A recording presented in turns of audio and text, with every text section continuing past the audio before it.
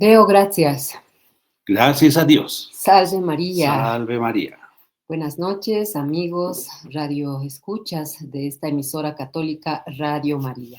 Ya estamos con ustedes compartiendo un nuevo sábado. Sus servidores, Elisa Lanza, José Malqui, cooperadores terciarios de los Heraldos del Evangelio, llevándoles una entrega más de este programa que les permite, y a nosotros también, obviamente, conocer y amar nuestra fe católica. Iniciamos con la oración, encomendándonos a María Santísima, nuestra Santa Madre, en este mes dedicado al Rosario. Nos vamos a encomendar a ella. La salve Regina. En el nombre del Padre, del Hijo y del Espíritu Santo. Amén. Salve, Dios te salve, Reina y Madre, Madre de misericordia, vida, dulzura y esperanza nuestra, Dios te salve. A ti clamamos los desterrados hijos de Eva. A ti suspiramos, gimiendo y llorando en este valle de lágrimas. Ea pues, Señora y abogada nuestra, vuelve a nosotros esos tus ojos misericordiosos, y después de este destierro, muéstranos a Jesús, fruto bendito de tu vientre, oh clemente, oh piadosa, oh dulce siempre Virgen María, ruega por nosotros, Santa Madre de Dios, para que seamos dignos de alcanzar las promesas y gracias de nuestro Señor Jesucristo. Amén. Nuestra Señora del Rosario, ruega por nosotros. En el nombre del Padre, del Hijo, del Espíritu Santo. Amén. No, este mes está lleno de santos que muy reconocidos, muy conocidos también por el pueblo de Dios. Hemos hablado en un anterior programa de Santa Teresita de Lisieux. También ha estado San Francisco de Asís, su fiesta ha pasado recién, los ángeles de la guarda. Están otros santos como el que hoy vamos a conocer o la que hoy vamos a conocer, Santa y Doctora de la Iglesia. Estamos hablando de Santa Teresa de Jesús de Ávila. De Ávila, correcto. Su fiesta litúrgica es el día 15 de octubre. Bien. Virgen Carmelita, doctora de la Iglesia.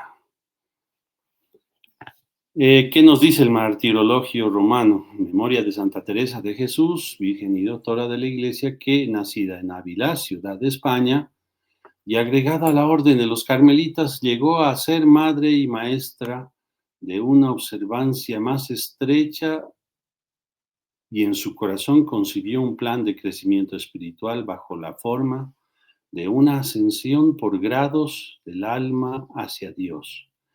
Pero a causa de la reforma de su orden, hubo de sufrir dificultades que superó con ánimo esforzado y compuso libros en los que muestra una sólida doctrina y el fruto de su experiencia. Nacida en Ávila el año 1515, Teresa de Cepeda y Ahumada emprendió a los 40 años la tarea de reformar la orden carmelitana, según su regla primitiva, guiada por Dios por medio de coloquios místicos y con la ayuda de San Juan de la Cruz, quien a su vez reformó la rama masculina de su orden, separando a los carmelitas descalzos de los calzados. Se trató de una misión casi inverosímil para una mujer de salud delicada como la suya.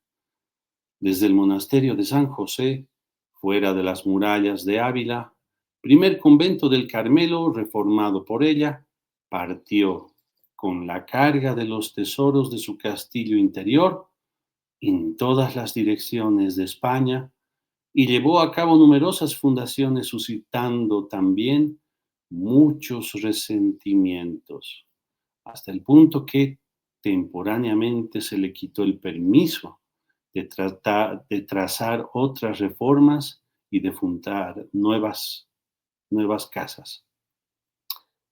Maestra de místicos y directora de conciencias, tuvo contactos epistolares hasta con el rey Felipe II de España y con los personajes más ilustres de su tiempo. Pero como mujer práctica, se ocupaba de las cosas mínimas del monasterio y nunca descuidaba la parte económica. porque como ella misma decía, Teresa, sin la gracia de Dios, es una pobre mujer. Con la gracia de Dios, una fuerza, con la gracia de Dios y mucho dinero, una potencia, decía ella. Por petición del confesor, Teresa escribió la historia de su vida, un libro de confesiones entre los más sinceros e impresionantes.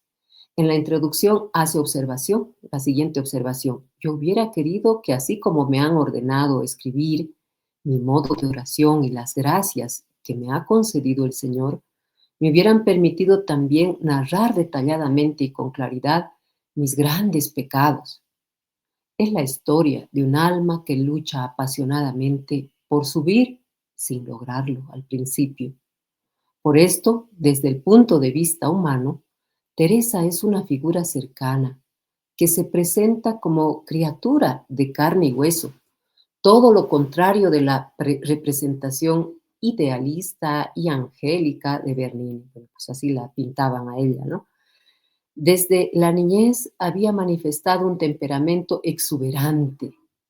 A los 7 años se escapó de casa para buscar un martirio en África y una contrastante tendencia a la vida mística y a la actividad práctica organizativa. 2 veces se enfermó gravemente. Durante la enfermedad comenzó a vivir algunas experiencias místicas que transformaron profundamente su vida interior, dándole la percepción de la presencia de Dios y la experiencia de fenómenos místicos que ella describió más tarde en sus libros.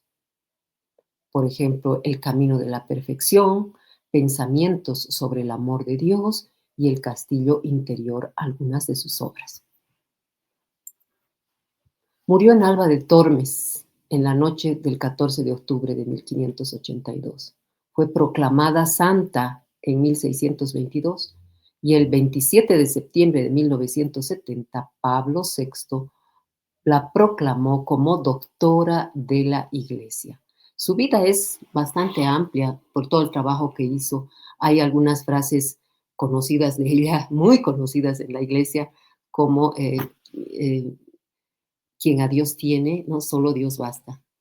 Eh, Nada te turbe, nada te espante. Quien a Dios tiene, nada te falta, ¿no? Eso se escucha con bastante frecuencia al interior de toda formación espiritual que hay en nuestra Santa Iglesia Católica.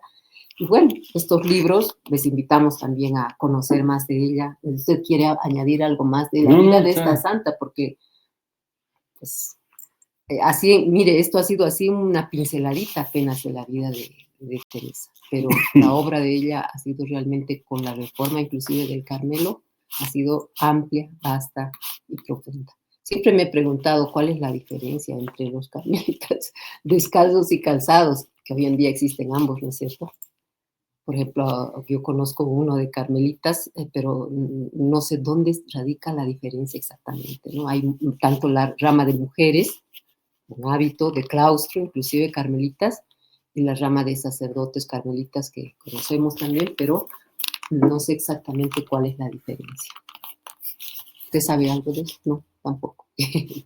Bien, bien, vamos a pasar entonces a compartirles el tema que tenemos para hoy. Bueno, como es un mes mariano también, en honor a Nuestra Señora del Rosario, vamos a continuar la obra de Monseñor Juan Esponamillo Díaz en su tercer volumen, la obra titulada María Santísima, el paraíso de Dios revelado a los hombres.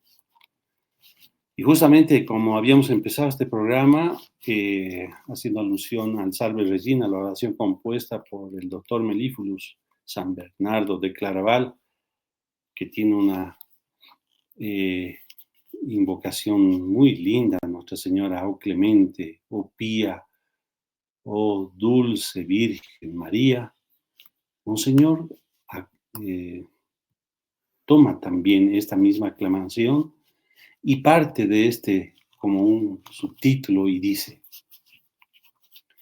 tanta sublimidad encierra la última triada de aclamaciones de la Salve Regina, que se diría que el devoto fiel fue arrebatado a la contemplación de los pináculos de santidad de Nuestra Señora. Si Dios entonces le dijera, he aquí mi paraíso, de aquel corazón absorto brotaría la frase perfecta. Oh clemente, oh piadosa, oh dulce siempre Virgen María. Qué maravillas habrá vislumbrado San Bernardo cuando, en éxtasis, completó con esta breve frase nuestra oración. Ciertamente, lo que ni el gran Moisés, ni el ígneo y Elías han visto jamás. El esplendor del alma de María Santísima, en la que reconoció el rostro del propio Dios. Fascinado por su luz, él no encontró sino esta triple exclamación para expresar la inmensa gracia recibida. Oh clemens, oh pía, oh dulcis Virgo María. Todo estaba dicho, y en el corazón ardiente y aguerrido del doctor Melifluo ya se había fundado el reino de María. También a los hijos y esclavos llamados a implantar su reinado en la tierra, la Virgen Clemente invita a contemplar sus excelsas virtudes y, más aún, a participar de ellas, como se mencionó anteriormente. ¿Cómo se hará esto? Esposa mística del Divino Espíritu Santo. En sus cartas, el apóstol de los gentiles destaca una característica única del cuerpo místico de Cristo. En él hay diversidad de dones, pero un solo espíritu. Cuando uno percorre la historia de la Iglesia, fácilmente se comprueba la multiplicidad y riqueza de estos dones, así como el grado de intensidad con que se manifiestan. A esto se suma el hecho de que la Iglesia, a imitación de su divino esposo, crece en sabiduría, en estatura y gracia. El modus operandi del Espíritu Santo resulta tan exuberante que incluso puede provocar una cierta renuencia inicial en algunas almas. Imagina el lector que desde lo alto de su columna silenciosa, Sao Simón, estilita, célebre asceta del siglo V, viese abajo a San Juan Bosco saltando la comba con su eh, hábito. Con Dice San Simón Estilita, célebre asceta del siglo V, viese, porque San Simón Estilita se caracteriza por ser un ermitaño que vivía elevado, en un lugar elevado, así, porque desde ahí estaba viendo abajo, dice. Claro, desde una columna. Y él viese hacia abajo y viese a San Juan Bosco saltando la comba, o sea, la cuerda, ¿no? Con sus viricini, que eran sus niñitos, ¿no? Ya, muy bien, sí. Bueno, es que estamos dando lectura ahí, estas palabras traducidas. Bien. Es posible que en su austeridad y serena frialdad el anacoreta estuviera profundamente desconcertado por las actitudes del joven fundador de los salesianos. Al fin y al cabo se diferenciarían tanto de su forma de ser, le parecerían tan extravagantes que él podría tener la fuerte tentación de pensar, este don Bosco es muy extraño. ¿Será que es realmente un santo? Nuestro Señor no actuaría como él. Por su parte, el brillante educador de la juventud, discerniendo la perplejidad de San Simeón, impávido en su columna, sería capaz de jugar a las estatuas con sus niños solo para provocarlo y hacer que él baje para una bella chiareata. para que también él compartiera con Don Juego. Bosco y los niños, ¿no? ¿Qué motivaría este hipotético desacuerdo? Apenas la consolación de que Con la constatación. la constatación de que una estrella difiere de otra en la claridad. Qué bonito eso, ¿no? O sea, ambos santos brillan, son estrellas, pero cada uno difiere de otro en la claridad. Como dice Corintios 15:41, qué bonito. Ahora bien, el cambio que las gracias marianas operarán en los últimos tiempos será mucho mayor que la diferencia de características psicológicas y caminos de santidad existente entre San Simeón Estilita y San Juan Bosco. Como si de un momento a otro las estatuas se volviesen seres humanos y comenzasen a caminar, hablar, gesticular. Esta novedad del Espíritu Santo será verificada por una acción particular de Él en las almas a través de la Santísima Virgen. Mucha. En varias ocasiones el doctor Plinio Correa de Oliveira, inspirador de los Heraldos, primer fundador, señaló la importancia capital para el reino de María, del papel del Consolador como esposo místico de Nuestra Señora, unido a ella por un vínculo espiritual muy estrecho y fecundo en el orden de la gracia. El Paráclito actúa en las almas a través, sobre todo, de los 7 dones enumerados por el profeta Isaías en su predicción sobre el futuro Mesías. Una vara saldrá del trono de Yesé y del tronco de Yesé, y un retoño brotará de su raíz. El Espíritu del Señor reposará sobre él, el espíritu de sabiduría y entendimiento, el espíritu de consejo y fortaleza, el espíritu de conocimiento y piedad. Y él respirará el temor del Señor, tal cual se narra en este capítulo 11 del 1 al 3. A través de estos dones infundidos en el bautismo, los hombres están dispuestos a dejarse mover prontamente por la inspiración divina, como dice el libro de Isaías. El Señor me ha abierto el oído y no me ha revelado, y no me he revelado, no le he dado la espalda. Ellos son indispensables para alcanzar la salvación eterna. Una vez que la grandeza del fin sobrenatural trasciende la simple razón humana, tornando necesario el concurso de un impulso venido de lo alto.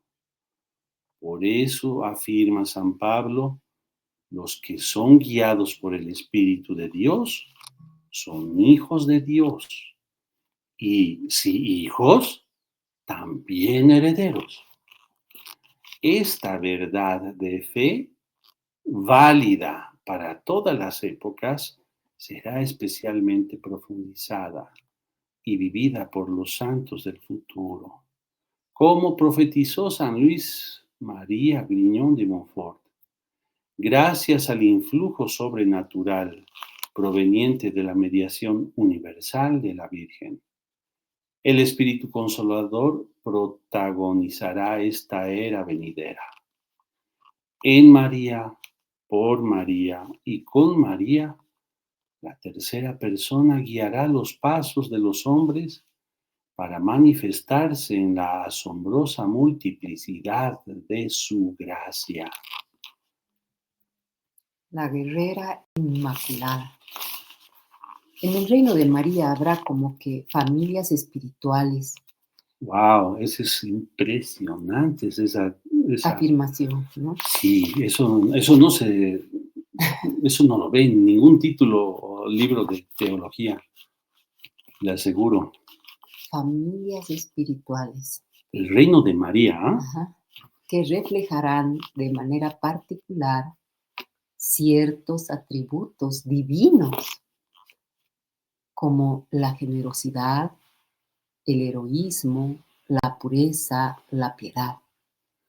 Estas vetas de almas podrían clasificarse en 7 categorías, correspondientes al número de los dones del Espíritu Santo que hemos mencionado, y también por una feliz providencia al de las iglesias del Apocalipsis.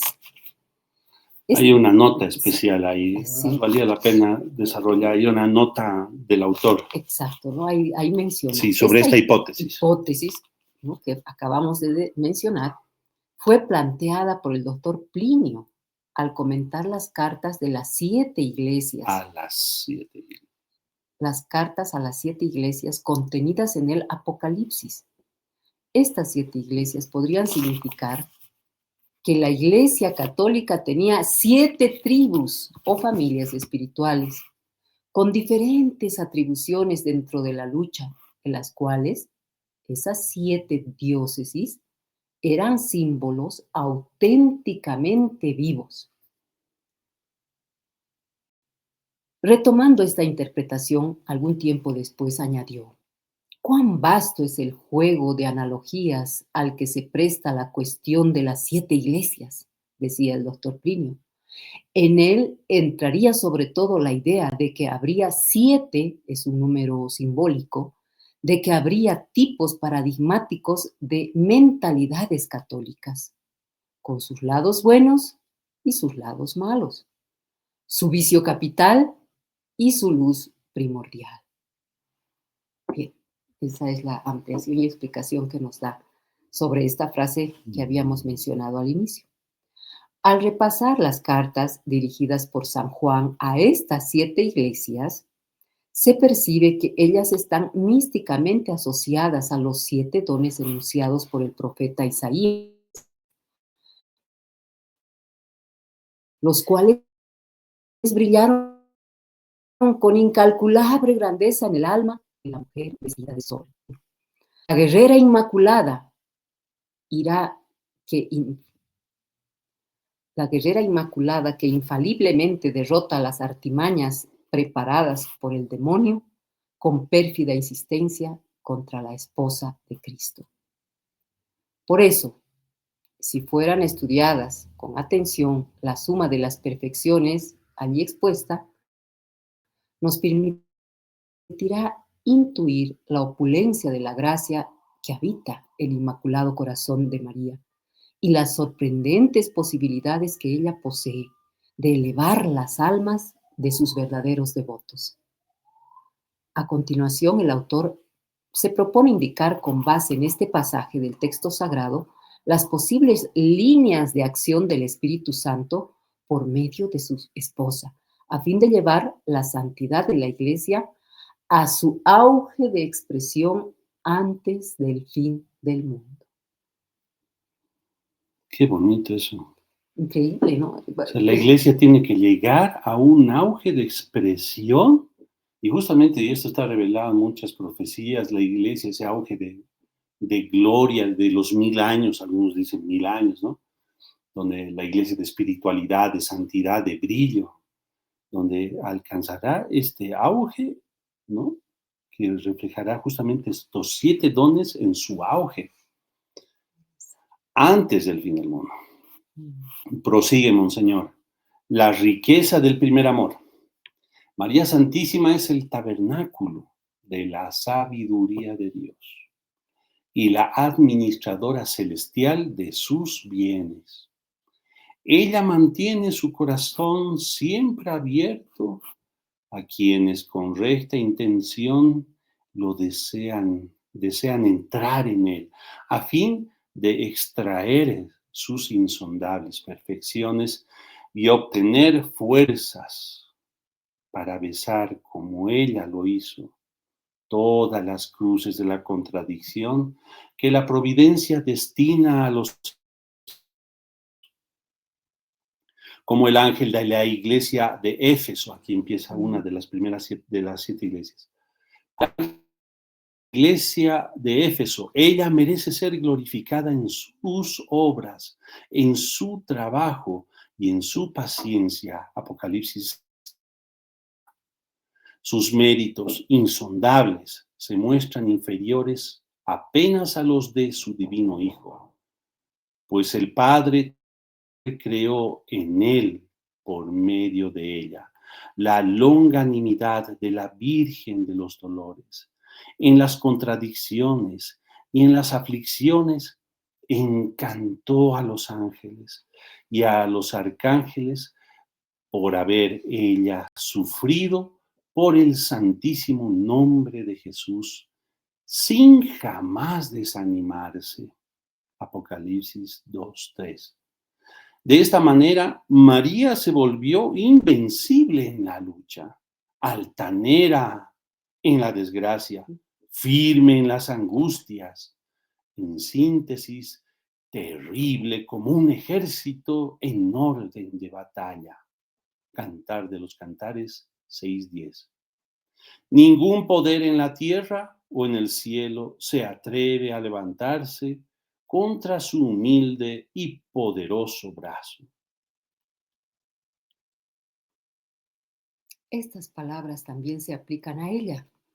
Has puesto prueba a los que dicen ser apóstoles y no lo son, y los has encontrado mentirosos.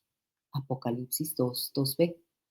Con mucha propiedad en una de las fiestas de Nuestra Señora, la liturgia de la Iglesia recitaba la siguiente invocación: Gaude Maria Virgo, cunctax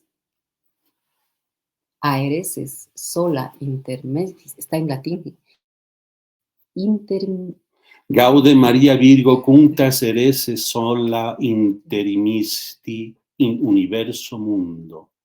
Del latín, alégrate Virgen María, porque solo tú has aniquilado todas las herejías del mundo. Contra ella se elevó la hazaña del enemigo pérfido y envidioso, habiendo resultado él invariablemente aplastado, humillado y derrotado cada vez que intentaba embestir contra su purísimo talón. Sin embargo, de esta madre entre todas singular, no diríamos nada si no cantásemos las glorias de su caridad. Abrazada como una hornilla ardiente, pues ella nunca flaqueó en su primer amor. Por el contrario, cada etapa de su vida constituyó un nuevo nivel de ardiente entusiasmo, hasta conquistar la Beatísima Trinidad, de la Beatísima Trinidad, la corona de la realeza universal. Por eso Nuestra Señora no solo mereció comer del árbol de la vida que está en el paraíso, triunfante en cuerpo y alma en el cielo, mas ella misma se convirtió en el paraíso de Dios. En este primer amor exquisitamente conservado y aumentado, vemos el resplandor del don de la sabiduría, que la hizo contemplar la grandeza de Dios como nadie más y fortaleció su mente con la esperanza de la resurrección de su Hijo y de su glorificación en tiempo y en la eternidad. Concediendo a sus devotos participar de su sublime sabiduría, María brillará delante de ellos por la inconcebible supremacía de su majestad. En la letanía lauretana, por ejemplo, ella es invocada como Santa Virgen de las Vírgenes, es decir, en cuanto adornada con una virginidad excelsa. De modo semejante se manifestarán las demás perfecciones de ella, muy copiosas y coronadas con algo de diáfano. Por otro lado, todos se beneficiarán de su clemencia, llevada por ella a una cumbre inconcebible. Nuestra Señora es capaz de inclinarse sobre los más miserables. Por este motivo, Cristo, ella brillará como protectora de los flacos y su figura se mostrará a través de un prisma sapiencial que reúne en un beso sagrado dos extremos de la creación, la grandeza y la misericordia. Qué manera más hermosa de describir ese papel de María para la eternidad, para el futuro. Bueno, aprovechemos que nosotros somos consagrados a nuestra Madre, la adoradora suprema de la cruz, fe intrépida y heroica. Heroica valentía delante del dolor caracterizan a la Santísima Virgen. Durante la vida terrenal de nuestro Señor, ella se preparó meticulosamente para dar todo hasta el final. También procuró fortalecer el corazón de los débiles e inconstantes para que, amparados por su desvelo materno, pudieran esperar confiadamente el triunfo del Salvador, incluso en las horas más difíciles. A pesar de que fuese concebida en la plenitud de la gracia y se hubiese regocijado en cobijar el tesoro más grande de la creación en sus brazos, María quiso sufrir la privación de consuelos espirituales y la carencia de los bienes temporales, a semejanza del ángel de la iglesia de Esmirna. Enfrentó junto a su hijo el odio, el rechazo y el olvido de quienes se llaman judíos y no lo son. Es decir, de quienes más debían amarla y exaltarla a los ojos de toda la humanidad y que por infidelidad o debilidad no lo hicieron. La madre afligida nunca temió sufrir ni retrocedió ante el supremo tormento, sino que permaneció durante toda su vida en una búsqueda constante del Calvario, repitiendo interiormente, ¿dónde está la cruz? Ella sabía que grandes maravillas se consiguen solo a través del dolor bien aceptado. En medio de los sufrimientos, la mansedumbre, la resignación, la paciencia y la serenidad como piedras preciosas de inestimable valor. Nuestra Señora mantuvo intacta la certeza interior de que las angustias y los tiempos, incluso los más incomprensibles, eran queridos por Dios de los hombres, porque todo contribuye al bien de los que aman a Dios, como dice en Romanos 8:28. Confiaba en que en el debido tiempo la providencia la libraría de la probación y de las tribulaciones. Apoyada firmemente en el aliento profético del Espíritu Santo, ella triunfó sobre la muerte y recibió la corona de la vida por haber sufrido y luchado hasta el final.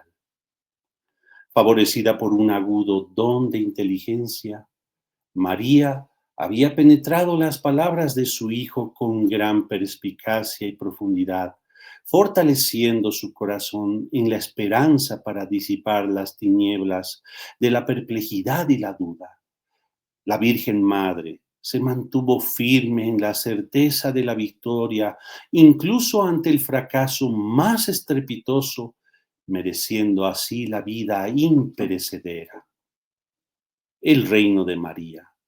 Ella le comunicará a sus hijos y esclavos esta ilustre confianza basada en la convicción de que los hechos responden a un designio divino de belleza, a veces incomprensible, pero siempre real. Y en tiempos de abandono y prueba, sustentará los ánimos inspirando la esperanza de una futura resurrección.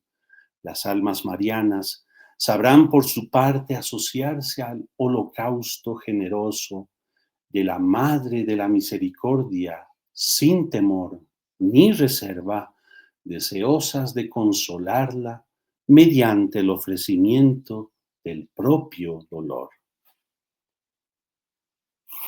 Es una lección de esto que acabamos de leer, ¿no? Oh, sí. Para entender a nuestra Santísima Madre y todo lo que en su vida ha tenido que padecer, soportar, en paciencia, en humildad, etcétera, en todo, pero es un ejemplo, ¿no? Es realmente para la vida de todos los seres humanos, católicos, Como quienes... dice, ¿no? Ajá, Acá, es que los verdaderos hijos devotos de ella deberán y sabrán, comprendiéndola a ella como madre, siendo verdaderos hijos marianos, asociarse al holocausto generoso de esta madre.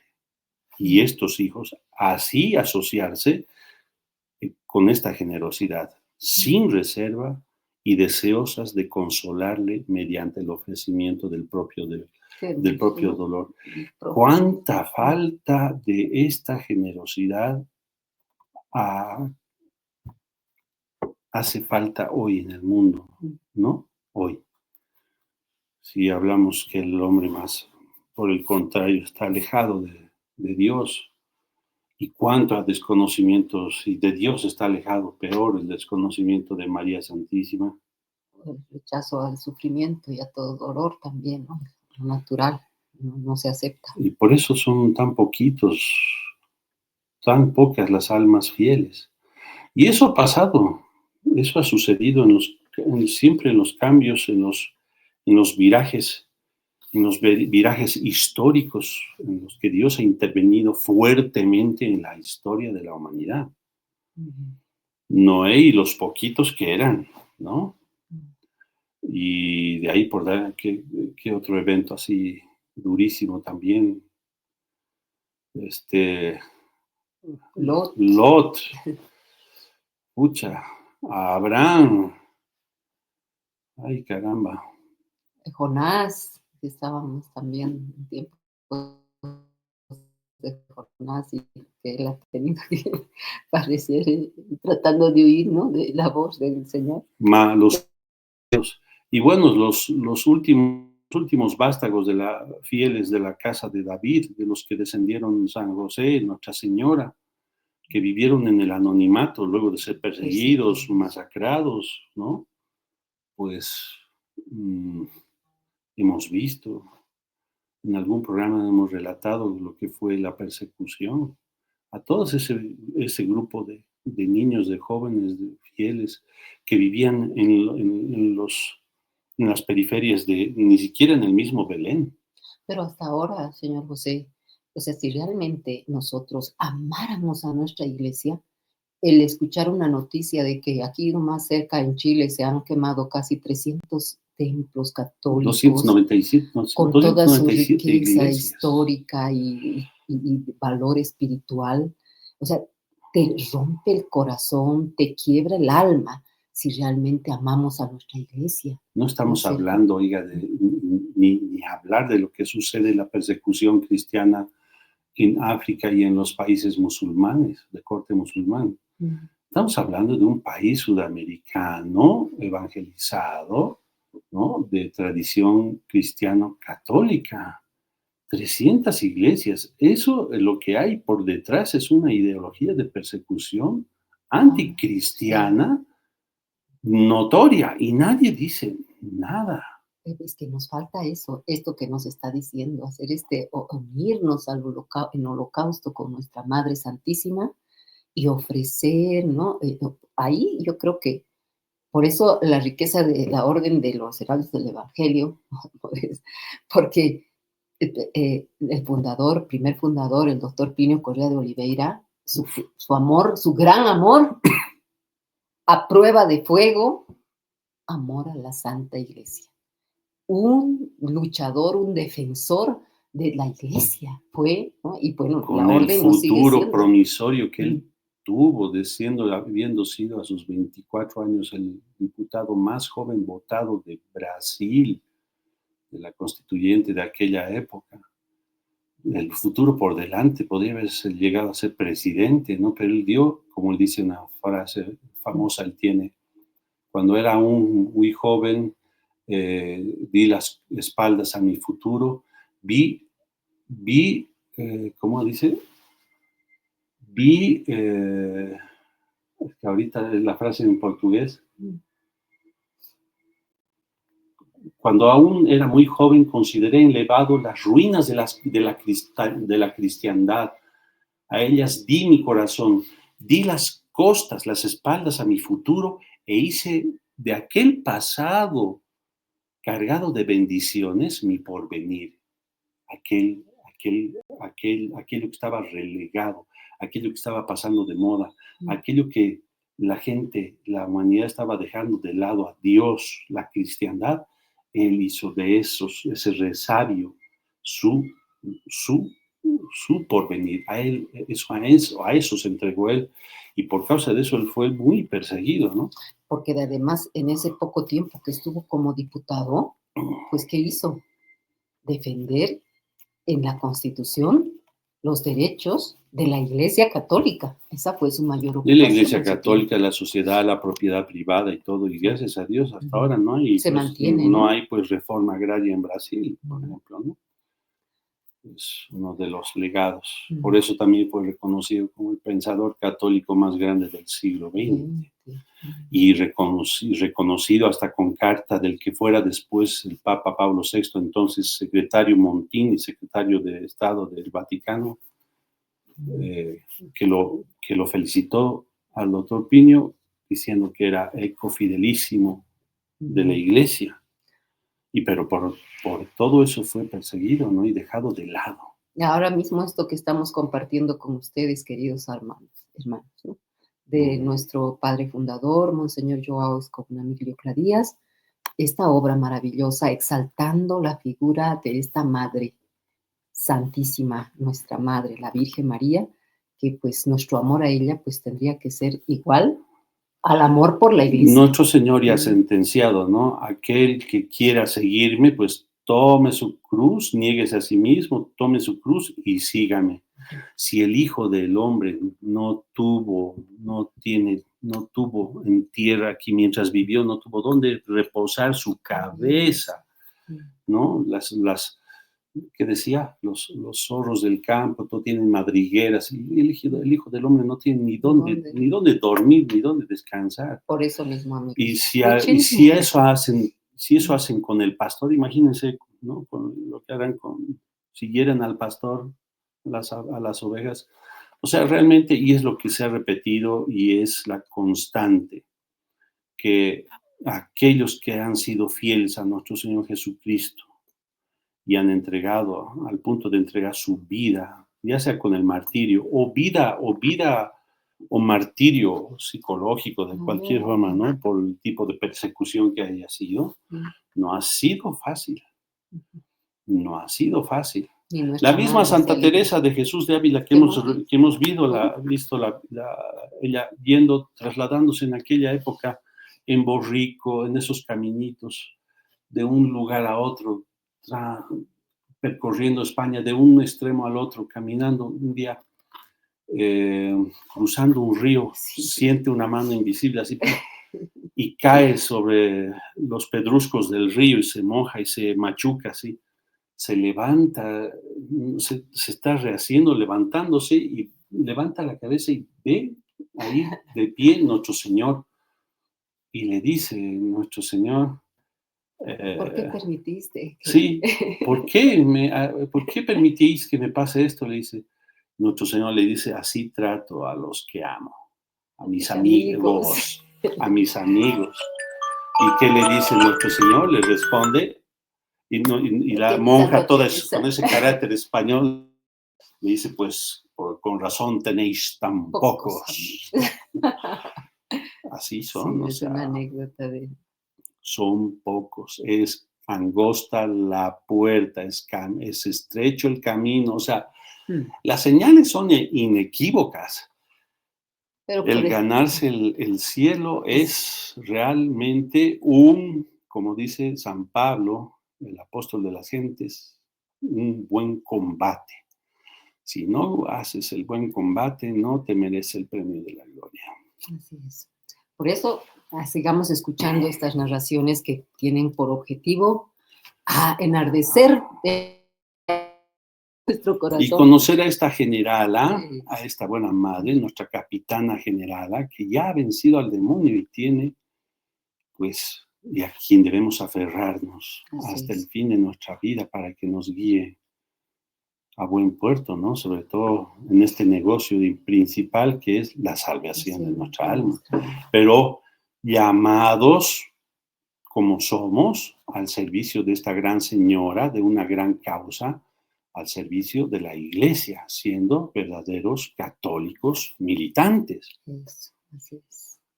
Mm. Bien, continuamos. Subtítulo, decía Monseñor, Nuestra Señora, espada afilada de doble filo. Filo. Qué belleza. También, bueno, vamos a ver. Y va a hacer referencia ahora Ah, a la segunda iglesia de la tercera, ya hemos visto, Éfeso, Esmirna. Ahora esta es la tercera iglesia, Pérgamo.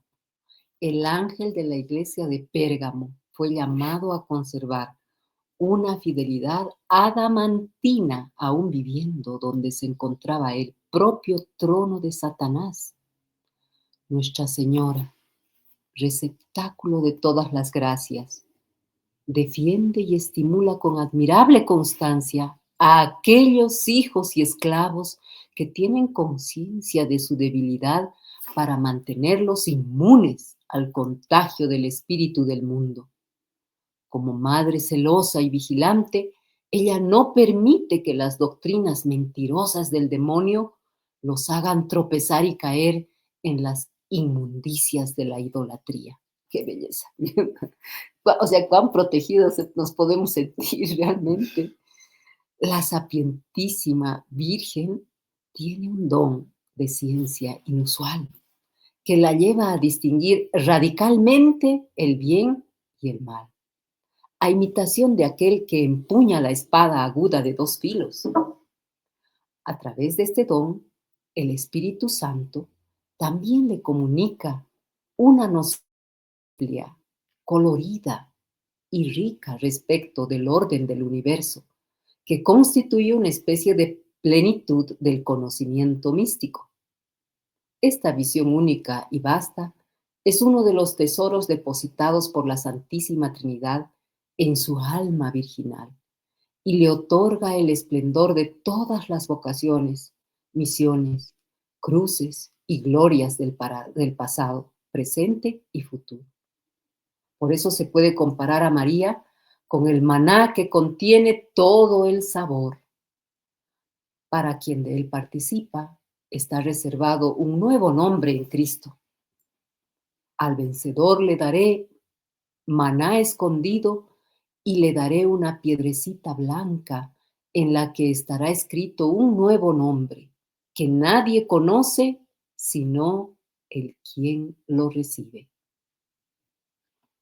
En el reino de María será necesario estar en guardia para evitar que el espíritu del mundo comience a difundir sus miasmas seductoras y mortales.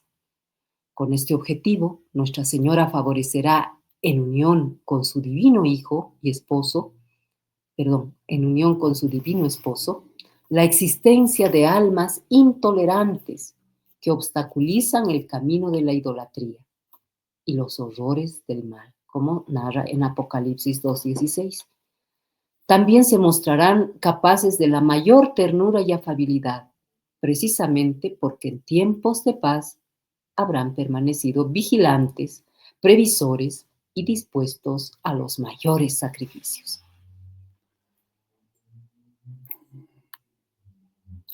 Ojos de fuego y pies de bronce. Para el ángel de la iglesia de Tiatira, el Hijo del Hombre se presenta como aquel que tiene ojos como llamas de fuego y pies como bronce fino. Apocalipsis 2:18. Tales imágenes constituyen símbolos de una altísima sabiduría de la acción y de una prudencia toda divina que se alcanza tan solo mediante el don del consejo, que evita la irreflexión y torna el alma plena de lucidez. María Santísima es la estratega del Señor de los ejércitos, dotada con la habilidad para intervenir en los acontecimientos y orientarlos incluso en sus detalles, con el fin de obtener en todo los mayores éxitos para la causa de Dios. A través de ella, el niño Dios vino al mundo bajo la protección de su Padre virginal, San José, a quien la providencia otorgó un discernimiento capaz de combinar el candor de la paloma con la astucia de la serpiente. El Verbo encarnado, tan simple, frágil y pobre, fue blanco de persecución y del odio desde la cuna, enseñando a los hombres el valor del sacrificio como rescate por los pecados y la importancia de obedecer la voluntad del Padre, incluso en medio de las humillaciones y los fracasos más extremos. Por otro lado, cabe también recordar que Él vino a traer el fuego a la tierra y anhelaba verlo arder. Siguiendo su ejemplo, la Virgen prudente se muestra audaz, intrépida y amante del riesgo, pero no emprende nada sin la debida consideración, fruto de un análisis sereno y desapasionado, apto para llevar a cabo los planes más atrevidos de Dios. La reina de los apóstoles es una antorcha siempre encendida con la que Jesús quiere purificar el mundo, retribuyendo a cada uno según sus obras, como dice en Apocalipsis 2:23. Ella no anhela otra cosa sino que sus hijos amen el equilibrio nacido de la contemplación de los signos de los tiempos y estén dispuestos a enfrentarse a las epopeyas más atrevidas. Así verán destruido el desorden, restaurado el orden, y la estrella de la mañana brillará en el reino de María. Llevados por el amor a los ideales más nobles que representan el espíritu de María, construirán una nueva Civitas Dei. ¿Ciudad de Dios? Sí. Volarán en la realización de las maravillas futuras, sabiendo superar las dificultades y penurias presentes para construir una imagen del cielo en esta tierra. Disfrutarán de la felicidad de una situación única en la historia y de la alegría de vivir juntos entre los elegidos, porque serán uno con ellos, como suplicó nuestro Señor. Padre, que sean uno como nosotros somos uno, como nos dice en Juan 17:11. En este bendito rebaño reinarán los buenos modales, la distinción y la seriedad afable, cualidades marianas por excelencia, que darán vigor a un estilo de vida semejante a la eterna relación de los bienaventurados. Habrá espléndidas ceremonias, en catedrales adornadas, con espléndidos vitrales y al majestuoso sonido del órgano. En resumen, a María se le dará poder sobre las naciones para mayor gloria de su divino Hijo, y con ella reinarán todos los que hasta el final guardaren las obras de Dios y no doblaren las rodillas, ni siquiera una, frente a Jezabel. Se distinguirán por su conducta recta, por su amor fiel al Señor y por su perseverancia en el bien bajo los auspicios de la Madre del Buen Consejo. Qué hermoso, ¿no? Sí, muy lindo, realmente. Ya se imagina una sociedad Ujú. que practicara los 10 mandamientos, como dice Una acá, sociedad de sí, bienaventurados. un estilo de vida semejante a una relación entre bienaventurados. ¿Sabe lo que fuera eso? Increíble, pero además la descripción que hace de las catedrales, ¿no? Los vitrales. Es que Es que todo va a permear. Imagínese que Dios, el centro de la vida del hombre, del corazón y de la mente. Por eso amarás a Dios con toda tu mente, con todo tu corazón, con todo tu espíritu. Eso permeando todo, pues se refleja en todo lo que haces, ¿no? Y eso estaba apuntando y estaba destacando y floreciendo la Edad Media, y por eso tenemos esas catedrales, ese arte maravilloso, ese órgano, esos cantos gregorianos, y todo eso decayó. Pero imagínense si hubiese florecido a ese punto, que hubiese llegado a ser el reino de Dios prometido en el Padre nuestro. Pero eso está describiendo. No, Va a dar y se, bueno, estamos. Imagínense, no se necesitarían abogados. Como imagínense Ni la sociedad, policías, sí. la sociedad perfecta, los políticos no robarían. Así. O sea, como antes el hecho de los negocios, y todo sería de palabra, la palabra, el honor tendría realmente valor. Qué bonito. Bueno, soñamos con eso, porque así será el reino de María. Así que, bueno. Familias de santos, imagínense, pucha. Qué familias, ¿no? Qué familias hermosas. Bueno, existen, no vamos a decir. Como el de San Bernardo del Claraval, que el que compuso el Salve Regina, vimos en un programa, ¿no? Que él llevó al principio toda la familia se lo oponía, y al final terminó yendo el padre, los hermanos, los primos, los todingos. Así es. Oremos por nuestras familias. Ya en estos últimos segundos de nuestro programa encomendamos especialmente, aspiremos a ser parte de ese reino de María, o por lo menos de la aurora del reino de María. Empecemos siendo de estos pocos fieles ahora, de estos pocos fieles. ¿Y cómo? Consagrándose al corazón inmaculado de nuestra Madre. Ese es un primer paso, queridos amigos. Queridos amigos, aprovechamos, ¿no? Porque siempre estamos publicando. También tenemos una página en Facebook, Amigos de los Heraldos del Evangelio, y ahí publicamos podcast, reels y un montón de publicaciones, cortos y noticias, y también cortos sobre teología, doctrina, pensamientos de los padres de la iglesia, catecismo, santos, vida del santo de cada día. Exactamente, y anoticiamos también sobre los cursos de consagración que se hace a nivel mundial de los heraldos del Evangelio. Estén atentos para hacerle, el curso es gratuito. Cualquier pregunta, por favor, escríbanos en el canal Deo Gracias de YouTube, o escriban, pueden contactarnos también. Contactarnos también en la página de Facebook también, Amigos de los Heraldos del Evangelio. Sean bienvenidos. Muchísimas gracias. Me entrega Dios mediante, con la bendición de Dios y de Nuestra Señora, que el Espíritu Santo sea ese motor. Sí, que produzca, sea fructífero en ustedes y en sus almas y las de sus seres queridos. Hasta la próxima. Salve María. Deo gracias.